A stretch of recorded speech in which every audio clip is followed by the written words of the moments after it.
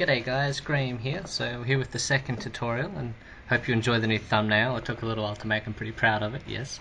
So today we're going to be looking at L number fathers who aren't the dads we want them to be, that are quite commonly kicked fry out. So this is some footage from late in 2015, I think around December 26th, of some L15 fry that have been kicked out by my male yet again. We got footage from his previous batch, but as you can see he's not actually getting much better, so at least this time the fry have hatched and they seem very healthy, and I was actually amazed when I was trying to get him in the net just how good their predatory response was, because I think they're all of maybe 2 or 3 hours old and they knew to run straight away. So as you can see, when I'm trying to catch them, I'm trying to get the tail into the net first, not so much from the side, because that way I can let the egg sac take the weight when I've actually got them onto the net. That's a really important thing with L number fry. One of the first big things of trying to avoid the spinal contortions.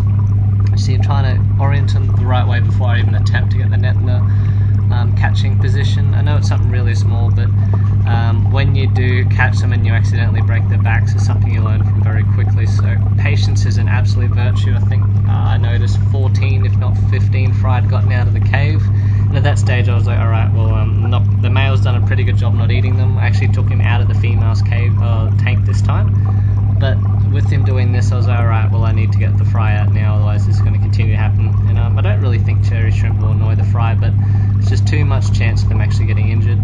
So here, finally getting ready to catch him again. Now this went on for about 2 hours, keep in mind, trying to get them all slowly, and then we got the male out. He came straight out actually, so it just shows that he's still learning the basics, especially when they let fry out, you know that they're a bit inexperienced. So just very, very, very gently using the water going in the cave in a flushing motion, making sure that you're on a very light gradient, so when the fry come out they don't smash into one of the little obstacles in the cave. I guess you're just trying to reduce the trajectory speed at which they come out of the caves. Virtue and patience, they're going the same there. You just got to be very gentle. One of the best ways to help get them out is actually to rotate the cave along its radial axis, as in just spin it in your hands and gently let the water out, for putting that more simply. And doing that until you got all of them out, keeping in mind though that the ones later in are going to be under a little bit more strain than the others. As you can see, we've just finalized, got them out, so we've got about 16 in the tank plus here, so it was a pretty good size spawn actually. And now we're going to cut across in a moment to the footage of them in the net, which is I explained in the previous tutorial. If you want to know how to do that, please go watch that. This is about 2 or 3 days after that footage of them in the container. As you can see, it's almost exactly the same as the last batch. They are the same type of L number. Nonetheless, this is a cut to when they're finally ready to go into their fry catches and when they're actually ready to be eating. As you can see, they're just hitting the eating stage, because the more circular fish still haven't developed their digestive tracts and bits and pieces like that, so they're not actually ready to receive food, but most of them are in here. As you can see, that one larger one, that's from the previous batch, so you can see just how much they do grow in the space of 3.5 to 4 weeks on a good routine. So I'm doing something right there. I'm pretty happy with that. For them to be breeding this often as well, but this is the perfect stage to move them from the net to the fry housing capture, which is also going to be another tutorial. That'll be the next one on how to raise fry once they're ready to eat.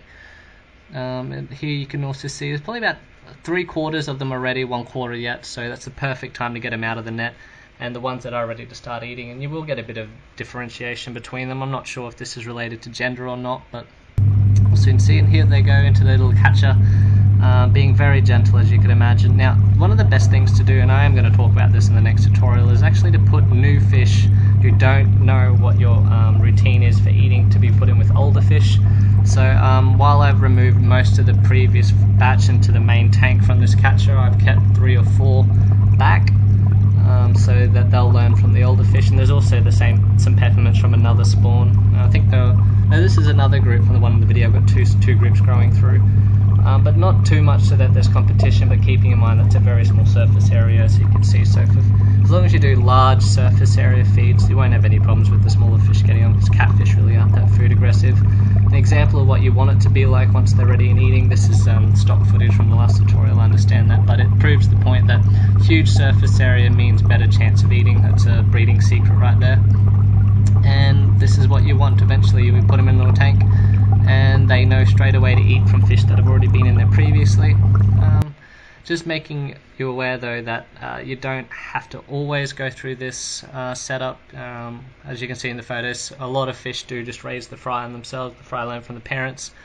Some examples, and that's going to wrap us up for today. I hope you found this tutorial useful and you got some interesting pieces of information.